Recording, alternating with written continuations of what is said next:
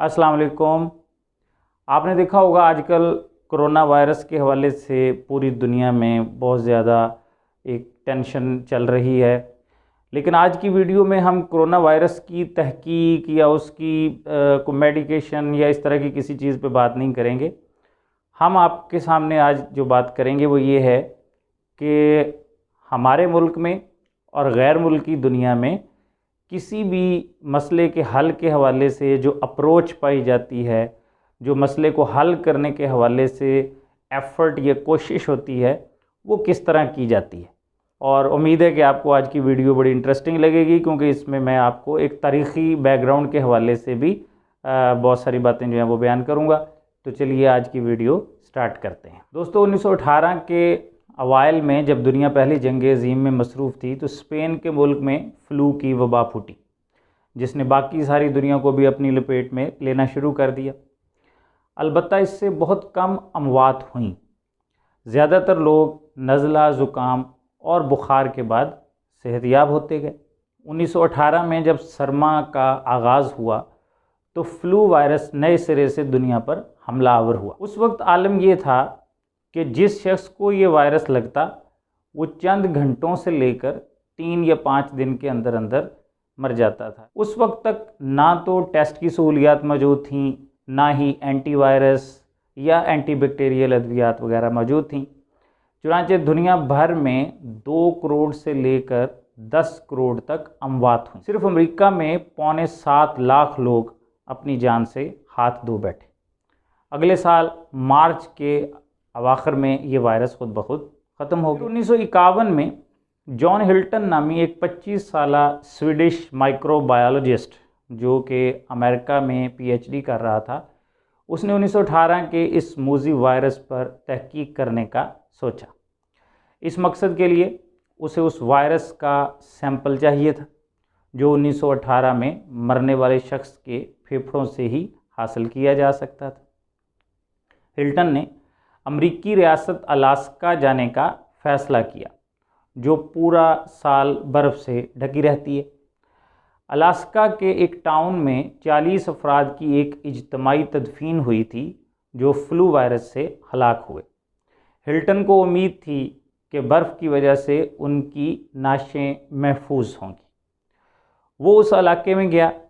वहाँ के लोगों से कब्र कुशाई की इजाज़त हासिल करके उसने कब्र खोदी और एक शख्स के फेफड़ों का सैंपल लेकर वापसी का सफ़र शुरू किया। जिस फ़्लाइट से उसकी वापसी होना थी, वो जहाज़ कई शहरों में रुककर फ्यूलिंग करता था। वायरस का सैंपल ठंडा रखने के लिए हिल्टन को कई पापड़ बेलना पड़े। मंजिल मकसूद पर पहुंचकर उसने लैब में सैंपल का तज्ज़िया किया, लेकिन कुछ हासिल न कर पाए। 46 साल बाद यानी 1997 में जब हिल्टन 71 साल का हो चुका था, तो उसने जेफरी नामी एक साइंसदान का किसी मैगज़ीन में आर्टिकल पढ़ा जो उसी वायरस से मुतल्लक था। जेफरी के हाथ 1918 में मरने वाले एक फ़ौजी के फेफड़ों का सैंपल लगा था, जिसे न्यूयॉर्क के हॉस्पिटल ने सर्द खाने में महफूज कर लिया था।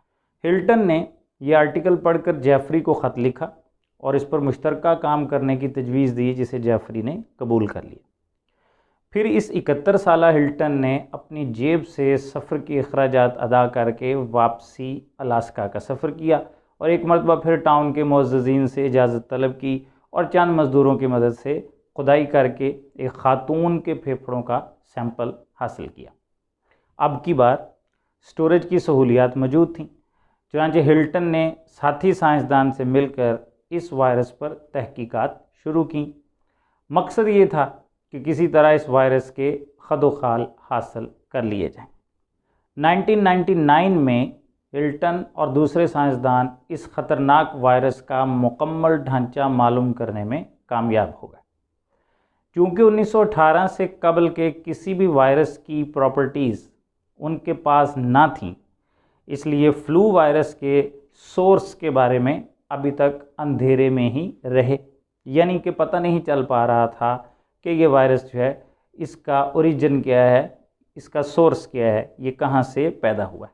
सन 2005 में डॉक्टर टेम्पी नामी साइंसदान ने इस वायरस को मज़ीद जानने के लिए इसे बनाने का फ़ैसला किया। इस मकसद के लिए अमरीकी हुक्काम से बड़ी मुश्किल से इजाज़त मिली। जिस लैब में काम करना था उसे हर तरह से सिक्योर्ड किया गया और तकरीबन वही सिक्योरिटी बनाई गई जो आपको हॉलीवुड की मूवीज़ में नज़र आती है। डॉक्टर टिम्पी बिल आखिर इस मूजी वायरस को लैब में तैयार करने में कामयाब हो गए। फिर इस वायरस को चूहों पर टेस्ट किया गया और नताइज वही निकले जो 1918 में इंसानों पर हुए थे।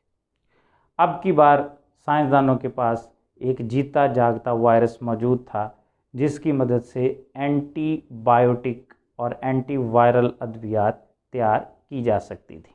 दोस्तों, ये सारी कहानी बताने का मकसद ये है कि अल्लाह ने इंसानों को सिर्फ इबादत के लिए पैदा नहीं किया, इस काम के लिए फरिश्ते काफ़ी थे। 1918 के वायरस से सारी दुनिया में अमवात हुई। मुसलमान ममालिक ख़ासकर अरब में तेल उसके बाद दरियाफ्त हुआ, लेकिन मुसलमानों ने इस दौलत को अय्याशी और मज़ीद दौलत जमा करने में इस्तेमाल किया। मगरब, जिन्हें हम कुफ़ार कहते हैं, उन्होंने इस वायरस का पीछा जारी रखा और तकरीबन 90 साल बाद वो इस वायरस को फ़तह करने में कामयाब हो गए। और तहकीक सिर्फ कुफ़ार पर ही फ़र्ज़ नहीं है। एक मरतबा फिर मुसलमान यकीनन हाथ पर हाथ धरे बैठे रहेंगे और इंतज़ार करेंगे कि कब कोई जॉन हिल्टन या प्रोफेसर टिम्पी इस वायरस को फ़तह करने में कामयाब हो और कब मुसलमान इससे इस्तिफ़ादा करें। ऐसा नहीं है कि इस दौरान मुसलमान हाथ पर हाथ धर कर बैठे रहेंगे। हम इस दौरान कोरोना वायरस को कभी यहूदी तो कभी कुफ़ार की साजिश कहेंगे, कभी इसे हराम गोश्त खाने का नतीजा तो कभी गैर इस्लामी तौर तरीक़ों को मुर्द इल्ज़ाम ठहराएंगे। और फिर जब कोई प्रोफेसर हिल्टन कोरोना वायरस का तोड़ कर लेगा तो हम शान बेनियाजी से कह देंगे कि इस तहकीक का आगाज़ तो अजीम मुसलमान केमिस्ट जाबिर बिन हयान ने आज से 1200 साल कबल ही कर दिया था। ये तहकीक सिर्फ मगरब पर ही फ़र्ज़ नहीं है, हमारे लिए भी बहुत कुछ सोचने के लिए इस वायरस के हवाले से अल्लाह ताला ने असबाब पैदा किए हैं। जी, तो आज की वीडियो आई होप आपको पसंद आई होगी। चैनल सब्सक्राइब करना मत भूलिएगा, लाइक भी कीजिएगा, शेयर भी कीजिएगा। अल्लाह हाफ़िज़।